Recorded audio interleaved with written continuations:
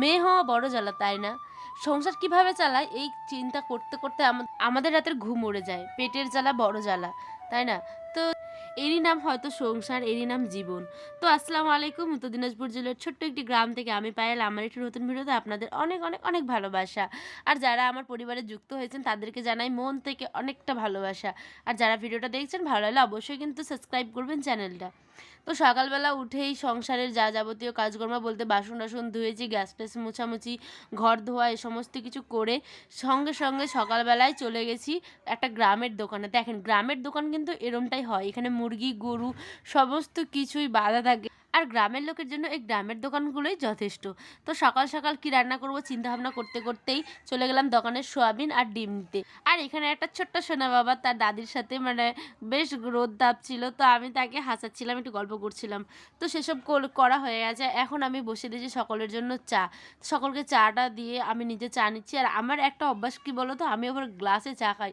তো এরম এরম কার কার অভ্যাস আছে অবশ্যই কমেন্ট করে আমাকে জানিও। কারণ কি বলো তো, চাটা না একটা সকালবেলাকার একটা ফ্রেশনেসের মতো কাজ করে, তাই না? ফ্রেশ পুরো লাগে চাটা খেলে।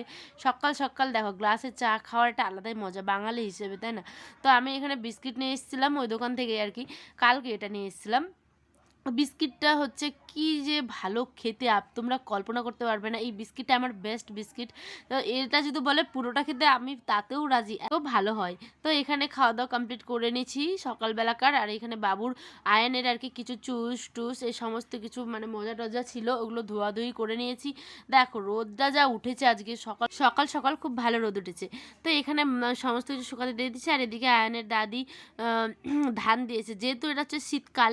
তো সামনে আসছে পৌষ মাস। পৌষ মাসে তো প্রত্যেকের বাড়িতে ভাকা হবে, লুচবি হবে, পানচুকি হবে, সমস্ত কিছু খাওয়া দাওয়া হবে শীতের দিনে, যেটা একটা বাঙালির ঐতিহ্য, তাই না? পৌষ মাসে সমস্ত কিছু খাওয়া হয়। সেই জন্য মা এখানে ধান শুকোতে দিয়েছে, চাল হবে আতপ চাল, সেই জন্য। তারপর ওদিকে ধান টান দিয়ে এই যে এখানে দেখো আমাদের কালু আর লালুর খাওয়ার তৈরি হচ্ছে। খাওয়ার বলতে কান্ডি, তারপরে আটা, জল, সমস্ত কিছু দিয়ে তাদেরকে মাখিয়ে দিতে লাগে। আর এটা ভিডিও করছি কোনো লজ্জার বিষয় না, এটা গর্বের বিষয়, তাই না? আমরা গ্রামে থাকি, আমরা যেমন আমরা তেমন তোমাদের ভিডিও দিতেই পছন্দ করি। কোনো এর মধ্যে এক্সট্রা কিছু দেখতে পাবে না, যেরকম আমরা সেরকমই সাধারণ। আর এদিকে দেখো আয়নসোনা ঘুম থেকে উঠে পড়েছে। ওই তো উঠে আগে বাবাকে দেখছে, বাবা নেই, মা নেই, ওই একদম কান্নাকাটি করে একাকার।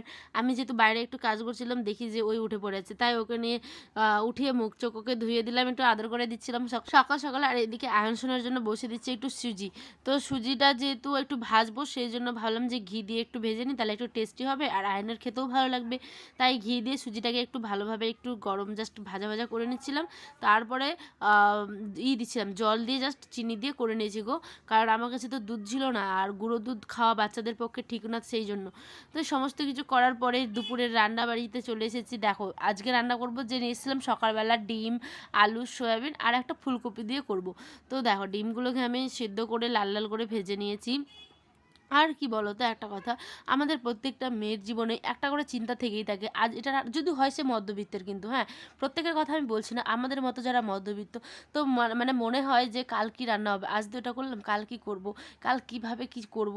এটা হয়তো কার কি হয় জানি না, আমার এই ধরনের চিন্তাগুলো মাথা থেকে যায় না। তো কি আর করা হবে, সবজি যেহেতু কিছুই নেই তাই বাধ্য হয়ে আজ এটাই রান্না করলাম। তো দেখো এখানে সোয়াবিনগুলো একটু নরম হয়ে গেছে, কেন বলো তো, যেহেতু আমি প্রেসার কুকারে একসাথে সমস্ত কিছু সেদ্ধ করতে দিয়ে দিয়েছিলাম। ফুলকপির ডাঁটা বলো, ওগুলো কিন্তু খুব ভালো হয় খেতে। হ্যাঁ ফুলকপির ডাঁটা, ডিম, আলু, সয়াবিন সমস্ত কিছু।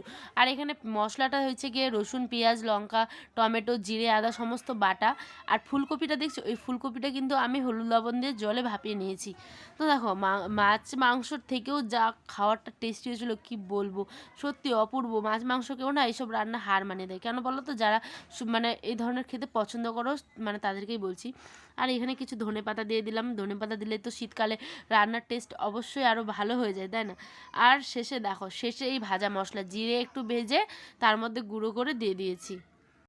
আর একটা কথা আপনাদের সাথে শেয়ার করি, আমার মনে হলো বলে আপনাদের সাথে শেয়ার করছি। গ্রাম থেকে ভিডিও করছি, হয়তো আপনাদের অনেক আওয়াজ বা সাউন্ড আপনারা পাশ থেকে পাচ্ছেন, একটু ম্যানেজ করে নেবেন প্লিজ। কারণ আমি যেহেতু ভয়েসটা বাইরে এসে দিই, হ্যাঁ ঘর থেকে তেমনভাবে আমি ভয়েস দিতে পারি না, আমার অসুবিধা হয় সে অন্য কারণে। যাই হোক ওটা আপনাদের সাথে নাইবা শেয়ার করলাম।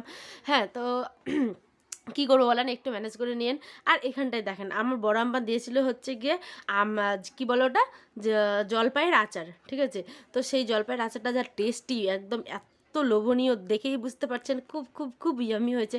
তো আমি বড়মার কাছ থেকে একটু চেয়ে নিলাম। আর গ্রামের মানুষের মধ্যে কিন্তু এরকম কোনো ব্যাপার নেই, এর বাড়ি থেকে ওই নেয়, ওর বাড়ি থেকে এই নেয়, এরকম হামেশাই চলতে চলতে থাকে। আর বর্মা কিন্তু খুব ভালো মনের মানুষ একজন, ঠিক আছে। বর্মার কথা যত বলবে তত কম হবে।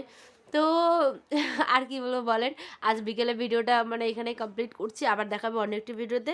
আমি এখন আচারটা গিয়ে মন দিয়ে খাবো। আর আচার তো মেয়েদের প্রিয় একটা জিনিস, তাই না বলেন।